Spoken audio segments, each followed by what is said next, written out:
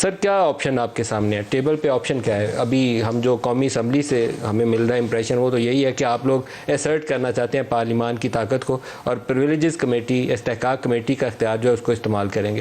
کیا ارادے ہیں آپ کے؟ دیکھیے بات ارادے کی نہیں ہے، بات آئین کی ہے، بات استحقاق کی ہے، بات پارلیمان کی جو مقام ہے اس کی ہے.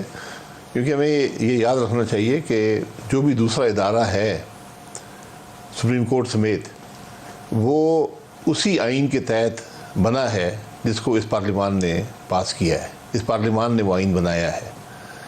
تو اس لیے اگر آج کوئی ادارہ پارلیمان کے سامنے صف آراء ہو جائے اور اس طریقے سے معاملات کو کرنا شروع کر دے جس طرح سپریم کورٹ کر رہا ہے کہ اس کا دنیا میں کوئی مثال نہیں ہے. ایک قانون بنایا پارلیمان نے، اس پہ کوئی تنقید نہیں ہے، ابھی وہ اس کا نوٹیفیکیشن نہیں ہوا، صدر نے سائن کر دیا، نوٹیفیکیشن نہیں ہوا، یا صدر نے نہیں کیا تو اس کی ٹائم پوری ہو گئی، آپ نے اس کو ہیلڈ ان ابیئنس کر دیا یا اس کو سٹرائک ڈاؤن کر دیا.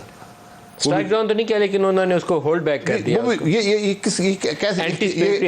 اختیار کہاں سے آیا؟ نئی چیزیں اس کی کوئی مثال بتا دیں دنیا میں. کل تو پھر آئین کو بھی کر دیں گے. پاکستان کی عدالتی تاریخ میں اس کی کوئی مثال نہیں.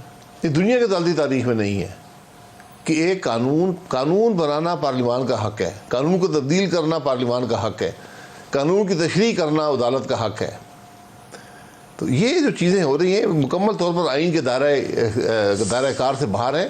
یہ بدقسمتی سے پوری دنیا میں یہ جو ڈومین ہے کہ کہاں پر پارلیمان کا ڈومین ختم ہوتا ہے، ایگزیکٹو کا شروع ہوتا ہے، جوڈیشری کا شروع ہوتا ہے، جو 3 پلرز ہیں پارلیمنٹری ڈیموکریسی کے، یہ ہمیشہ ایک وقت کے ساتھ ہی اسٹیبلش ہو جاتے ہیں. بدقسمتی سے ہمارے ملک میں وہ نہیں ہو سکا، تو اب یہ ہو رہا ہے.